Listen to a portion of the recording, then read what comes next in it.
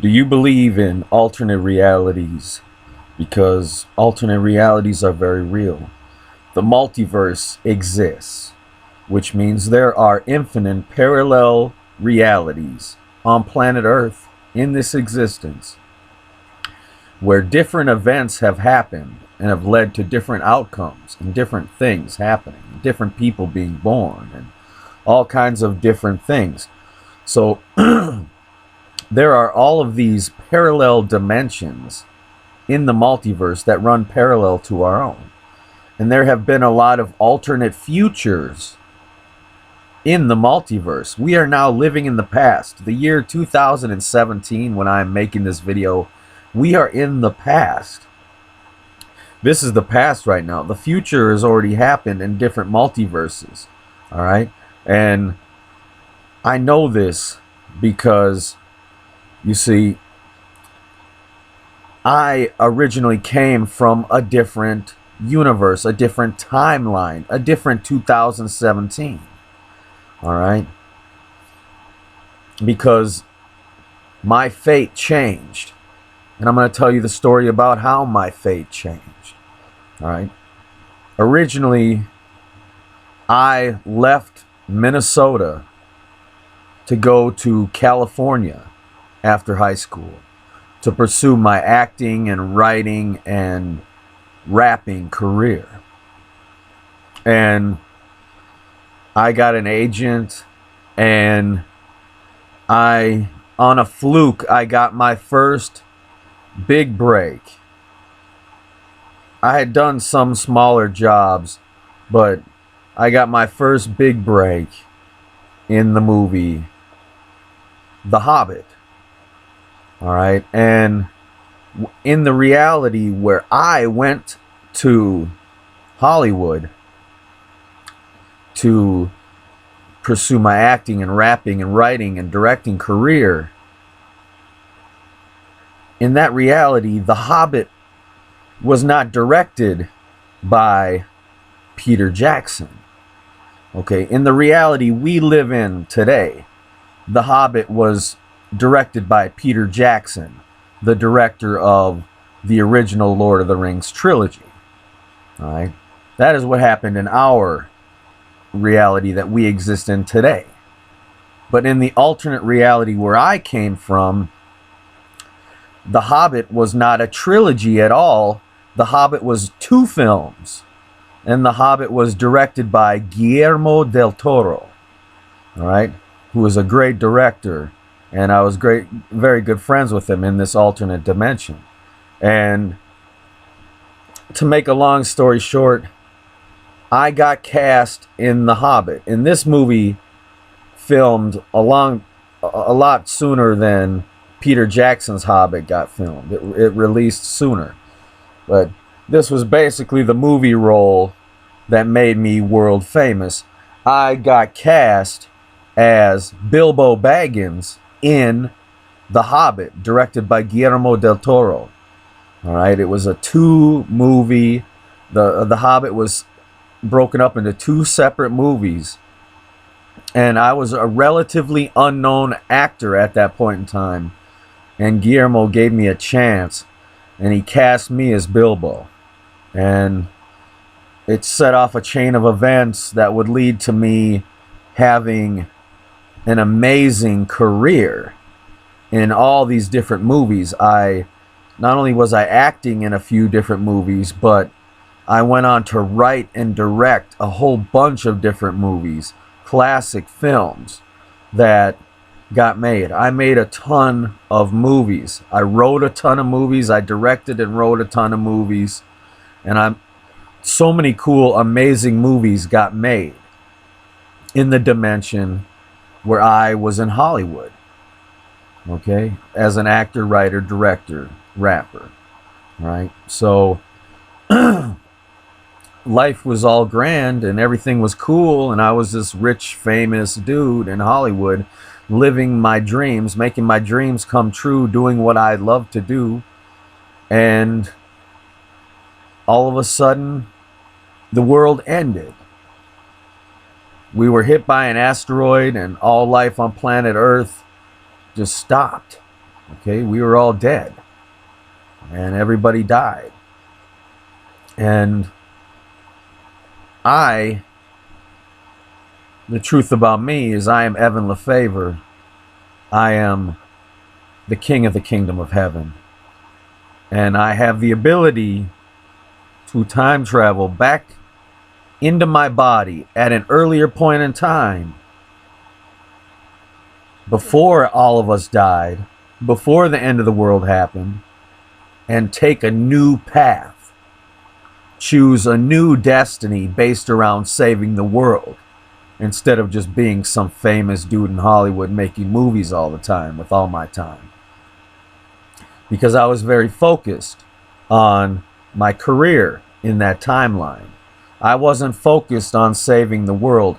I was keeping it a secret who I really am. All right, the truth that I am the Father of Jesus Christ and the King of the kingdom of heaven. I wasn't telling the world the truth about who I am. I was keeping it a secret and putting hidden Evanism symbolism into the movies I would make. So I would write these movies and put the truth into these movies in subtle ways. And that was my way of expressing the truth to the world. But like I said, I got so caught up in my career and living the life of my dreams that we all died. And an asteroid happened and the end of the world happened and it was horrible. And we all died. And I spent time in the kingdom of heaven coming up with a better plan. And when I came up with that better plan, I time traveled back to the year 1999. And before I left for Hollywood, and I disrupted that destiny from happening. And I made different choices that led to me not leaving for California. So I didn't go to California in this timeline. I stayed in Minnesota. And instead of trying to pursue my acting career and all that jazz, I focus instead on saving the world. So that is the first thing that I do. And so to make a long story short, I gave up the life of my dreams in order to save this world. Right? I could have went to California and did my destiny like I did before, and the world would have just ended again. But instead I decided, no, I'm going to stop. I'm not going to be selfish. I'm not going to worry about what makes me happy. I'm going to worry about doing what I need to do to make sure that everyone has the things they need and that we save the world before it's too late, before this asteroid hits us again. And more asteroids after that, because it's not the only one asteroid that hits planet Earth. All right? It's horrible what's coming toward us in terms of asteroids. But I don't want this video to be so doom and gloom. I want this to be a fun video because basically I made all these awesome movies in this alternate reality.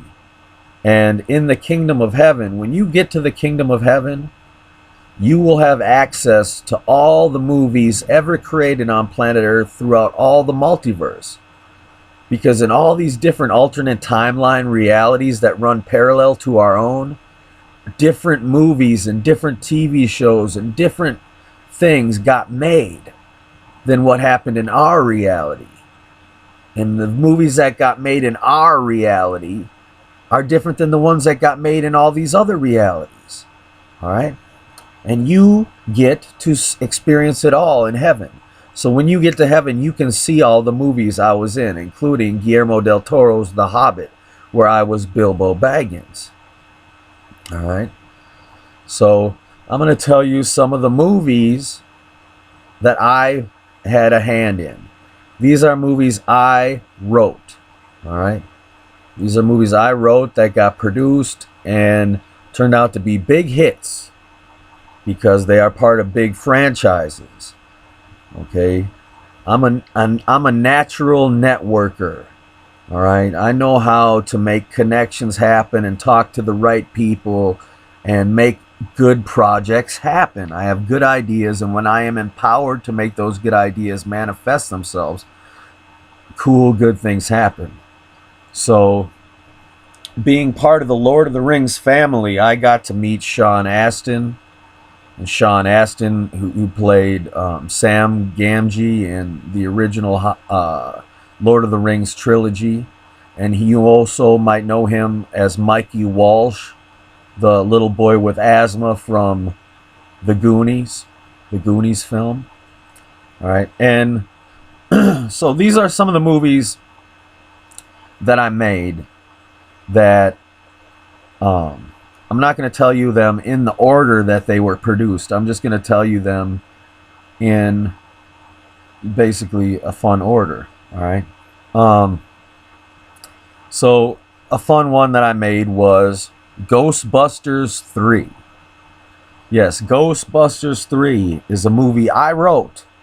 All right. And this movie got produced and I had a hand in the casting, everything.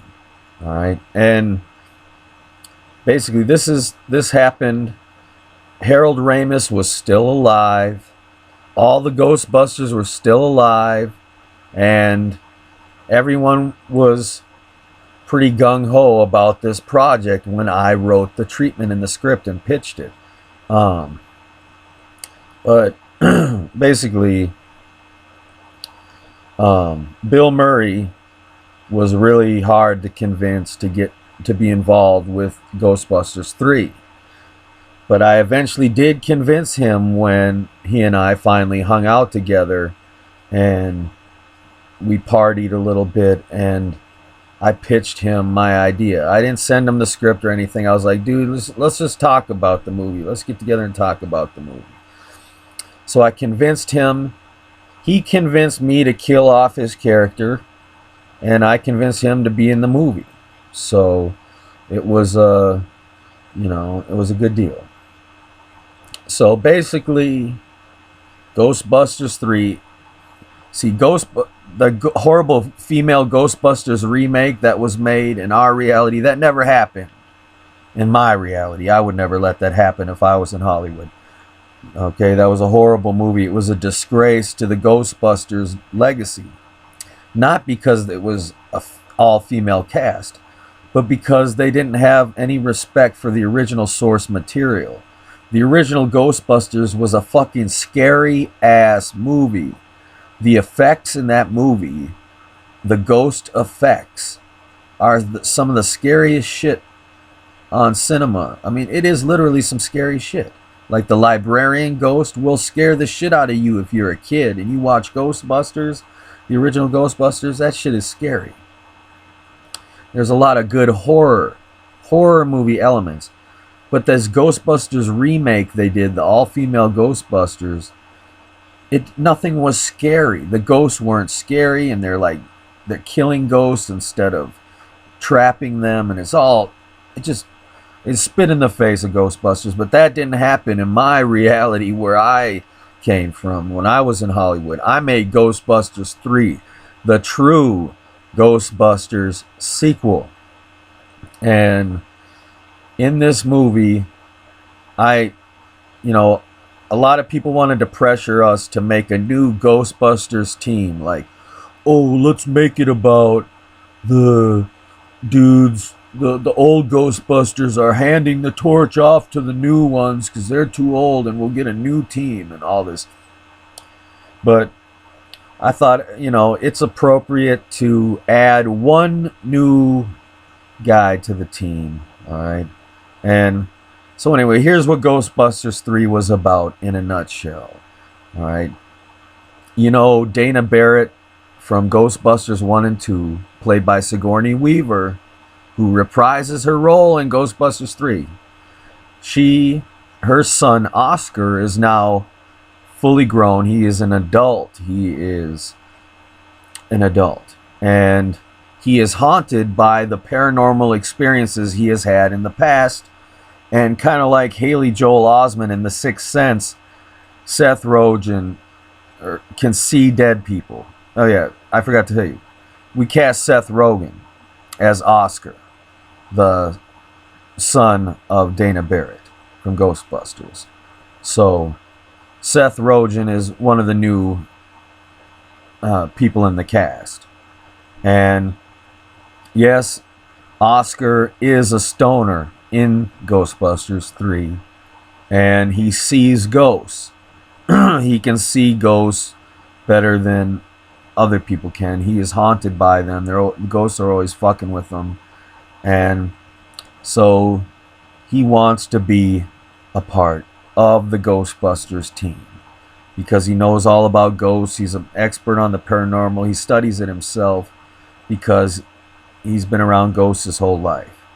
So, but then the other new cast member is Eddie Murphy. Yes, we got Eddie Murphy to be in Ghostbusters 3, and he plays exorcist priest who turns into a Ghostbuster because he's seen so much freaky shit doing these exorcisms that he wants to join the Ghostbusters because he finds out about the Ghostbusters. And so Eddie Murphy was a great addition to the cast. He was great in the movie. He didn't overdo the comedy. You know, this wasn't like Haunted Mansion, Disney's Haunted Mansion or anything like that. This Ghostbusters 3, it was in the same tone as the original Ghostbusters. It had funny things in the movie, but at the heart, it was a scary, paranormal ghost movie, a horror movie with comedic elements. All right? That's what the first Ghostbusters was. That's what Ghostbusters 3 was. And yes, Bill Murray, he wanted his character to be killed off in the movie. So we agreed to that, but we turned it into something cool. All right? Bill Murray turns into a ghost after he dies in Ghostbusters 3. And he starts to love being a ghost. And we didn't do it in a Casper the Ghost way, like do some CG Bill Murray thing that looks kind of like Bill Murray, but it's a ghost and all cartoony. We could have done that, but we didn't do that. We just had Bill Murray play himself as a ghost. And basically he likes being a ghost. And he becomes an advocate for ghost rights. And he is against what he used to do as a Ghostbuster. Now he thinks that every ghost should have the right to be a ghost and be left alone. So it was a good movie. I'm going to make a separate video on Ghostbusters 3 and really give you a breakdown, scene by scene, of what happens throughout the whole movie. All right. Seeing as, you know, you'll have to wait to get to heaven to see it. You can't see it till you get to heaven, so I'm going to make a video at a later date explaining more about Ghostbusters 3. But it was a good movie. And like I said, we didn't overdo the comedy. It wasn't supposed to be a comedy. It's all taken very seriously. The acting is very serious. Even though Seth Rogen and Eddie Murphy are in the movie, they don't ham it up. It's not, they don't overdo the comedy. They just, you know, they're convincing as the characters they play. So, you know, a lot of people loved Ghostbusters 3. They thought it was, you know, a perfect way to tie up the trilogy. Okay? So, you know, and I got involved with Ghostbusters because of my roots in horror. Because I worked on a few horror movies, famous horror movies. And one of the scripts that I wrote was called Freddy Krueger. And this happened before the Nightmare on Elm Street remake with Jackie Earle Haley playing Freddy. No. This happened before this, when New Line was still alive. Bob Shaye was still in control of New Line when we made this movie happen. And it was called Freddy Krueger. And we got Robert Englund, who played the original Freddy Krueger.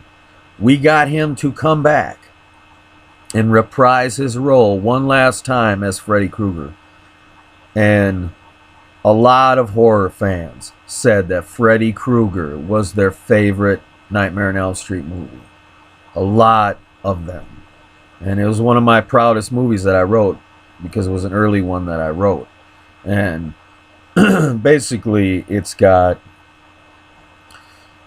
Freddy Krueger kind of ignores the events of Freddy's Dead and picks up right where Nightmare on Elm Street 5 left off, sort of. Okay. It's a reboot. The whole beginning of Freddy Krueger tells the origin story of Freddy.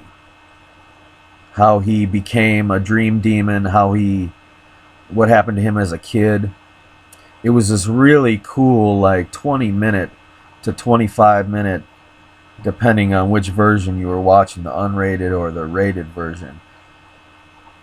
It was a long scene that basically detailed the origin of Freddy as a character, like, and everything leading up to his death and him becoming a dream demon and all this. And it was really, really cool. And but the main character of the movie is Jacob, the kid from Dream Child, Freddy, Nightmare on Elm Street 5. And he is now an older teenager, and he's living in a foster home, a foster family home with a bunch of kids that are younger than him. And the thing that sets apart my Nightmare on Elm Street from all the others is, in Freddy Krueger, most of Freddy's victims are younger teens, younger children, not just teenagers. Not the typical teenagers you see in a slasher film. These are actually younger kids that he's targeting. And it makes, in the the nightmare sequences were really, really scary. And really surreal. And like just really cool, because Freddy preyed on the insecurities and the fears of all these different complex characters. But the plot of the movie is Freddy considers Jacob to be his son, and he wants to pass the torch to Jacob and turn Jacob into a dream demon so that he can be like Freddy, his father. And he does this by bringing Jacob into the dreams of people like this guy who's bullying him at school, fucking with him big time at school. And Jacob thinks it's just a dream, and Freddy encourages him to kill this kid who's bullying him in his dreams. And so he wakes up and he's like, whoa, that was a crazy dream. That I just dreamt I killed this dude. And then he goes to school and finds out the kid died in his sleep. That he had the same wounds that he gave him in the dream. So he starts thinking like, whoa, Jacob starts questioning his own morality and what the hell's going on. And I don't know, it's a really good horror movie. It's a really good Nightmare on Elm Street movie. And Robert Englund just knocked it out of the park. He really kicked ass in this movie. Like, Freddy was not just some clown character that says all these wisecracks. Don't get me wrong. That's part of his personality, and that is celebrated in the movie Freddy Krueger. There are a lot of wisecracks and jokes and one-liners that were really good. Really good. But Freddy is also really fucking scary. Really scary and twisted and evil. And, it was a really good movie. And it was not the only horror franchise from the 80s that I resurrected and kept alive. Because I also worked on the 13th Friday the 13th that I called the 13th Friday. Okay, this is the 13th Friday the 13th movie. And basically, it showed the origins. The movie opened with Jason's dad, or Friday the 13th, and Jason's dad. You don't know it's Jason's dad yet, but he's in the house with this younger girl, and he's doing cocaine off her ass and her titties and shit. And it's just a stereotypical kind of like Friday the 13th scene where we have some gratuitous nudity and drug use and this creepy older guy with this younger girl, and you're wondering what the fuck is going on. And then this car pulls up, and you see this woman get out of the car, and she's pregnant. And she goes into the house, and it turns into a killing scene. And she kills the girl, and then she kills the guy, and it turns out that is Jason's dad, who was cheating on Pamela Voorhees with this younger girl from the camp. So she comes home and finds this camp counselor, because she works at the camp too. So she finds her husband cheating, and she kills him. She kills the young girl, and then she gives birth to the mangled Jason in the blood of killing. In the middle of killing Jason's father, she gives birth to Jason. And it was just this awesome, like, little baby Jason with, with his deformed face, and he's like got the umbilical cord hanging there, and she's like, my little boy. It was such a good scene. And then it was basically, I wanted to write the ultimate Friday the 13th movie. I was like, we need to write the ultimate Friday the fucking 13th movie. Right? The ultimate Jason movie. So what I did is I said, the only way to do the ultimate Friday the 13th movie is we have to have it set in the 80s or as close to that point. Somewhere in the 80s or maybe the 90s. It was really hard in the conceptual stages of writing this script, figuring out where we should put it. Because there's a lot of continuity. There's a lot of time that passes in the original Friday the 13th movies. So you don't know really what year all this shit is taking place in. So it's kind of hard to pinpoint.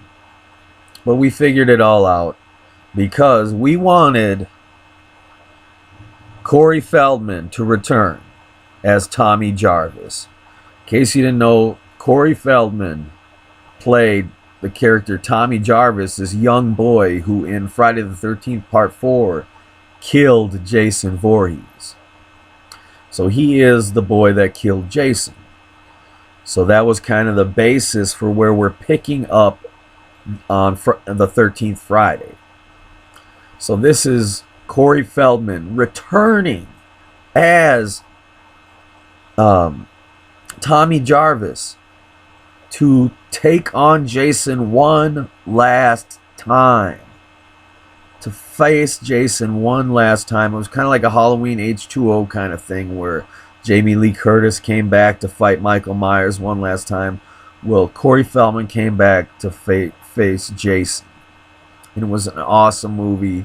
It's hard for me. I don't want to spoil it here, but I will make a more detailed video later about the 13th Friday and all the events that happened, because there are some great kill scenes. Excuse me. There are some awesome kills. Best kills in Friday the 13th history, in my opinion. Maybe that's just because I'm the guy that came up with most of them, but it was fucking awesome. Okay? And it was an awesome interpretation of Jason. Okay? And it was good. Now, there were some twists in the movie. I don't want to give away all the twists.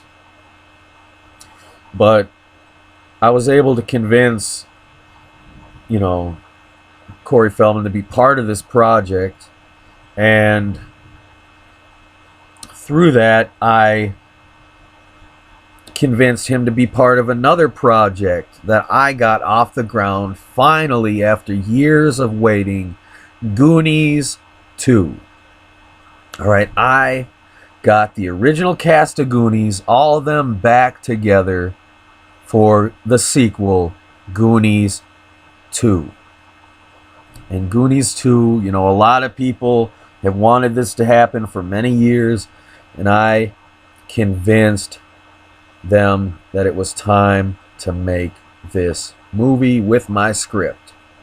And let me break it down. Like I said, I'm going to make a separate video for each one of these movies in greater detail. So I will make a Goonies 2 video all about Goonies 2. So I can tell you from the opening scene to the end credits what happened in that movie, so that you can see it in your mind as I'm telling you the story. All right. But basically, Goonies 2 opens up with a flashback to the pirate One-Eyed Willie. And he is trying... You don't know it's One-Eyed Willie yet. He just looks like a pirate, but he's trying to escape this tropical island. And he's got this treasure map in his hand. And the treasure map is like the important MacGuffin of the scene. He's trying to protect the treasure map, and he's getting attacked by all these natives on the island. And they're running after him, and he's getting chased by the natives, and he's also being chased by a tiger. And he's trying to get to his pirate ship, and all this. He's got to swim past this... what do you call it? Octopus. And... you know, the map almost gets destroyed, and One-Eyed Willie, we find out why they call him One-Eyed Willie. We show how he lost his eye, okay, and how he became One-Eyed Willie. But we have like, we flash forward to the present day, and Mikey Walsh is the kid from the original Goonies, Mikey. He is now grown up, and he has bought his parents' old family home, the original house from the original Goonies movie. He now lives there alone. He's a single guy, and he works at the museum, at the local museum, and they have a famous museum now because they have this exhibit that is dedicated to One-Eyed Willie and the treasure that he found as a kid in the first Goonies. So they are doing a big anniversary of their adventure finding One-Eyed Willie's treasure. And so this news crew is doing a documentary on the original Goonies adventure and where they are now. And so they gather the original Goonies back together to film this documentary back in Astoria. And we find out that they haven't seen each other. They haven't all been together since Sloth's funeral. Like, Sloth died a few years after the events of the original Goonies from heart complications. So the character Sloth died. And they all gathered for the funeral, and then they kind of went their separate ways. And the Goonies just didn't exist anymore. And they all went on with their adult lives. And we find out that Mouth, played by Corey Feldman, is now a late night talk show host. And he was married to Steph, the girl with the glasses in the original, the blonde-haired girl. And together they have a son and daughter, twins. And they named them appropriately Luke and Leia. And Luke is He's like, he loves movies, and he's got an adventurous spirit. He's a dreamer, and he goes around with the Indiana Jones hat on all the time, and uh, he's a cool character. And his twin sister Leia, she's more of the leader. She's the stronger one of the two, and she's also a lesbian. And it was kind of controversial to have a kid character in a movie be a lesbian and to explore that in what people consider to be a kid's movie, but we did it. Um, so, but Mouth and Stephanie are divorced. They had a bad breakup, and now the kids are like ping pong balls. They go back and forth between staying with mom and visiting dad, and they really want their parents to get back together. And then we have Data. Data, the kid from the original Goonies. He was the kid who had all the gadgets and had all the inventions.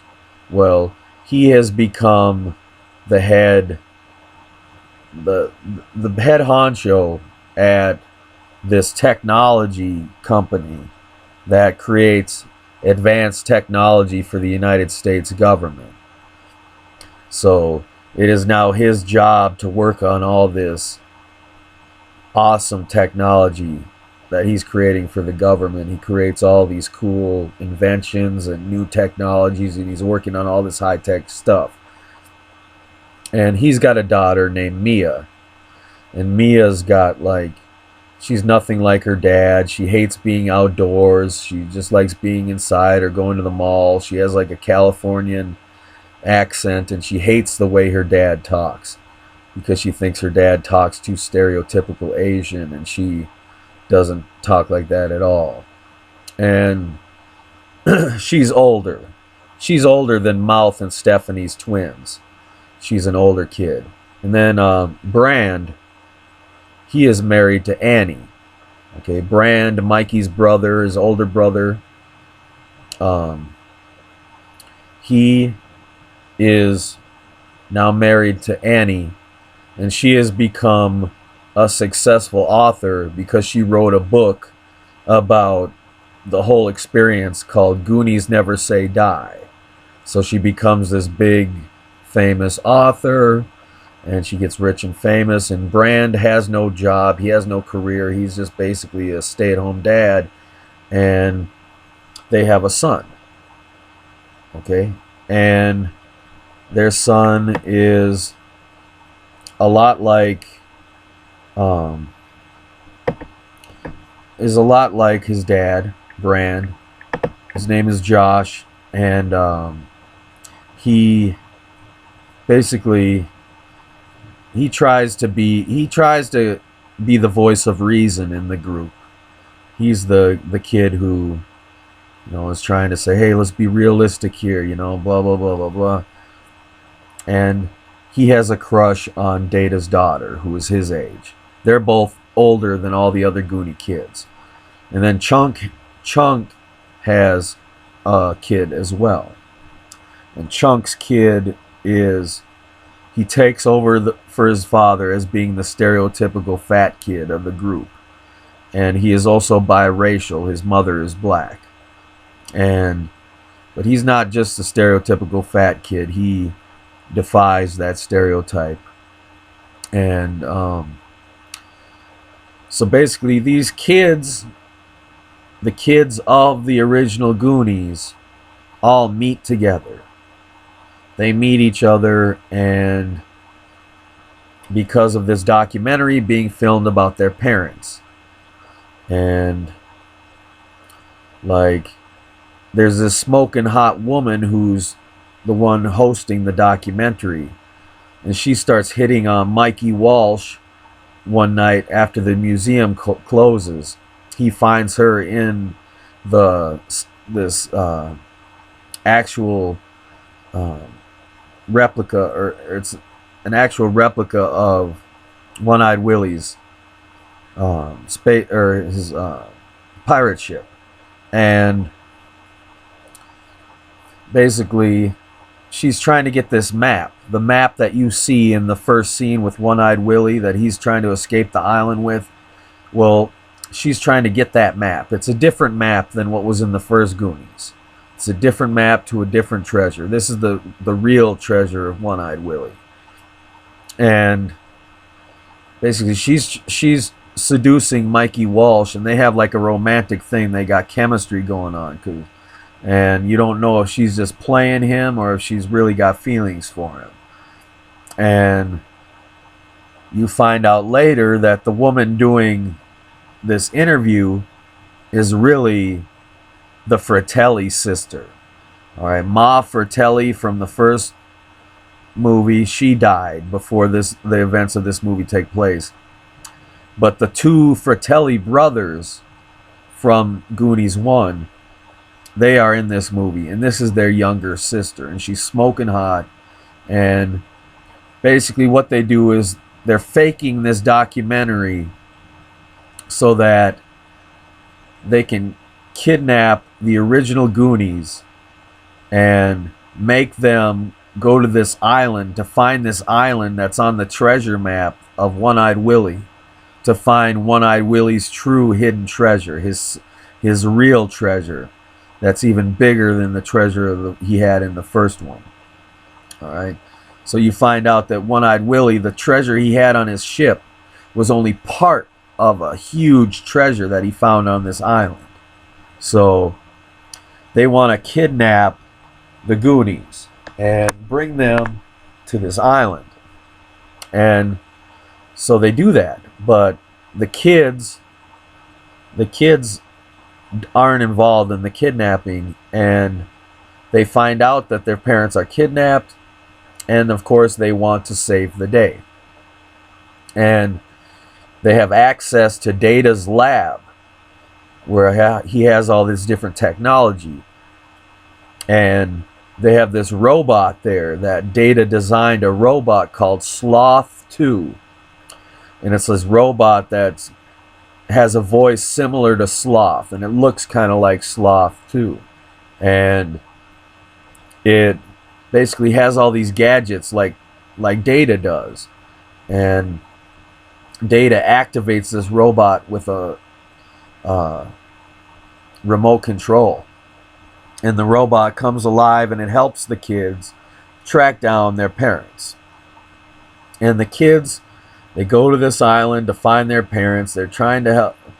Their parents are being forced to, try to get through all these booby traps that One-Eye Willie set up. And there's all kinds of different booby traps. And Chunk, he gets separated from the group again. And there's this giant gorilla that he becomes friends with, and he befriends this giant gorilla, kind of similar to how he befriended Sloth in the original Goonies, and the gorilla ends up saving the day later on. And the kids eventually get to the island, and they figure out how to get to the treasure, and they end up saving the Fratellis and their parents. And Mouth and Stephanie are arguing all the time because they're divorced, but then they slowly fall back in love with each other. And then in the end, the Fratelli sister, she does fall in love with Mikey, and they do end up being together. But I don't want to spoil the whole movie right now, because there's a lot of stuff in the movie. Like, remember in the first movie where Annie thinks she's kissing Brand in the dark, but she's really kissing Mikey, and she's like, where did Brand get braces? And, well, we do that. That scene happens again in this movie, and Data's daughter, Mia, thinks she's kissing Brand's daughter, Josh, but really she's kissing Leia, Mouth and Stephanie's daughter.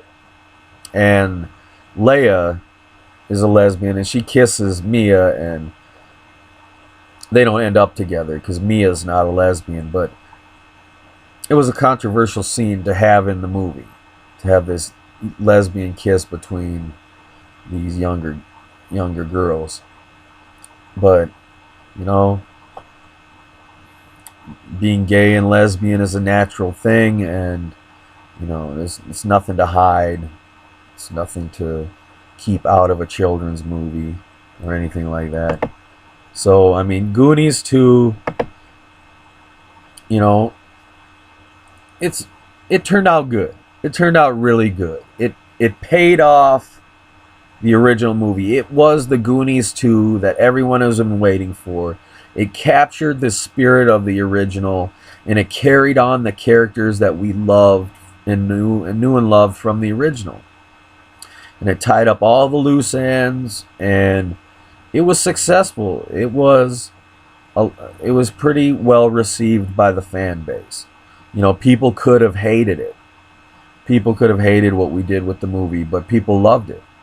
And it gave me it bolstered my reputation as this filmmaker who could resurrect these classic films and do them justice. So then let's see. The other big movie series that I was involved with was Back to the Future 4, 5, and 6. All right. I got a hold of Robert Zemeckis and I pitched him my idea for Back to the Future 4, 5, and 6, and he loved it.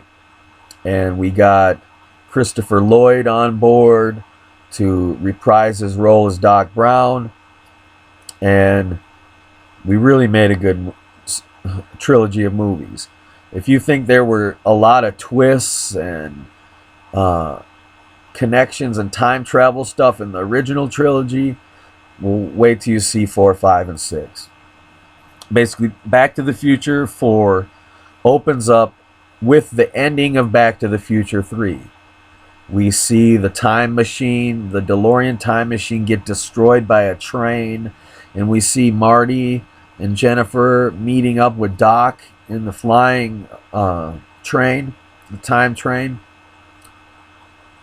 But what we see is that there is this little kid, this younger kid playing, and he saw all this happen. This little kid sees this car get smashed by a train, and then this flying train come out of nowhere. This little kid sees all this shit, and he's just blown away. And he, after Marty leaves with Jennifer, this little kid goes up to all the smashed DeLorean, and what's laying there on the ground but the flux capacitor, what makes time travel possible. This kid grabs it and takes it home. And that is the start of Back to the Future 4. Then it flashes forward. This kid is now a teenager, and he's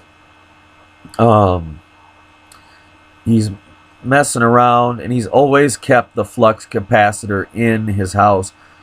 And he's an inventor, and he's always tinkering around with making robots and all this different stuff. And one night during a storm, Doc Brown shows up at this kid's house. He's like, "Where is it? Oh, you!" And Doc Brown is just going crazy. And he's like, "There it is." He finds the flux capacitor, and he's like, "Don't you understand? Because of you having this, the United States government gets in control of time travel technology." And so they get into this adventure where they're the time police, who are run by the future relative of Biff Tannen. He is a member of the time police that is chasing Doc down and trying to recover the flux capacitor. So throughout the whole movies, they're trying to protect the flux capacitor, because whoever gets the flux capacitor gets to, you know, make time travel possible. And so the trilogy, not only does it connect part 1 and part 4 and part 5 and part 6, they all connect to each other. And we planned it all out perfectly. It was like a master plan of how they all connected to each other. But we also go back to the original trilogy. Again, we have this new character time traveling back to save Marty, because Marty's life is now in jeopardy. Okay, and we even made a joke about it. We got the rights to use Eric Stoltz's footage from Back to the Future, the original Back to the Future, where they cast Eric Stoltz as Marty McFly instead of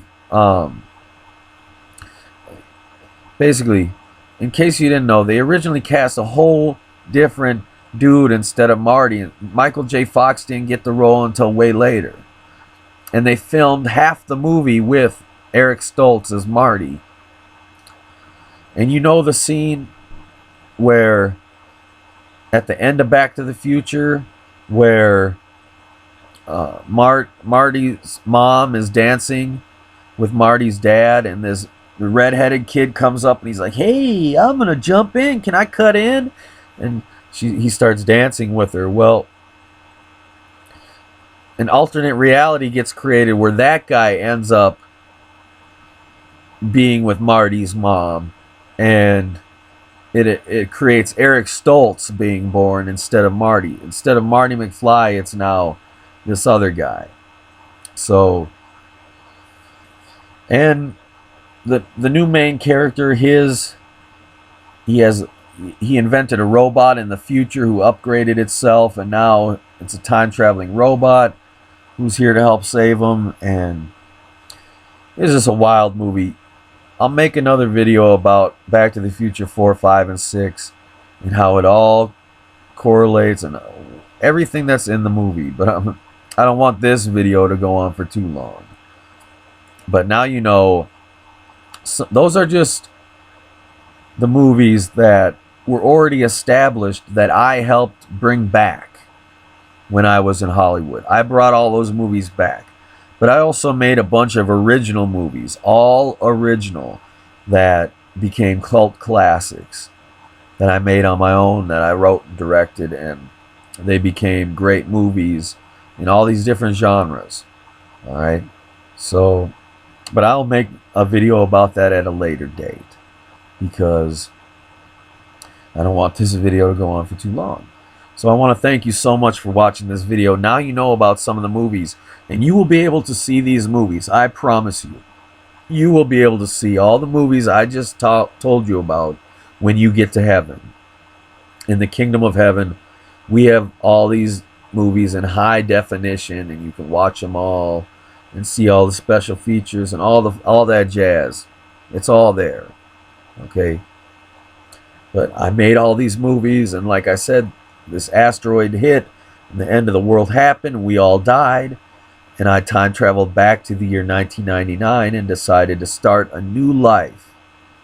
Instead of going to California to pursue my acting career and my rapping career, I decided to stay in Minnesota and focus on saving the world and telling the world about who I really am, that I am really the Father of Jesus Christ and the King of the kingdom of heaven, who came to this planet to save the world from extinction and bring about true freedom in heaven on earth for everyone alive.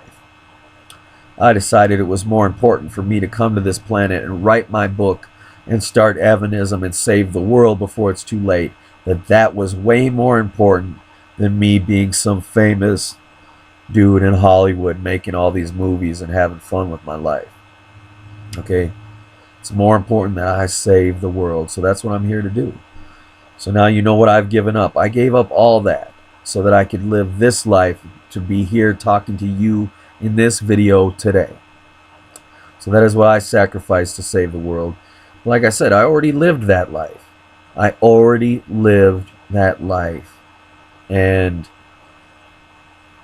so I don't need to live it again. I already made all those movies. I don't need to remake them. I already made them. You will see them in heaven. They're not going nowhere. All right. When the world ended in that timeline, You might think, oh, all the movies just disappeared and all those movies were lost to time. No, Kingdom of Heaven has everything on file, on record. We have a copy of everything. All right, so every movie ever made within the multiverse, you can see it in heaven. And there's new movies being created all the time. So you never get bored in heaven. So you have a lot to look forward to. But so anyway, this is your friend forever, Evan Lefavor. And I will see you next video. Until then, bye-bye.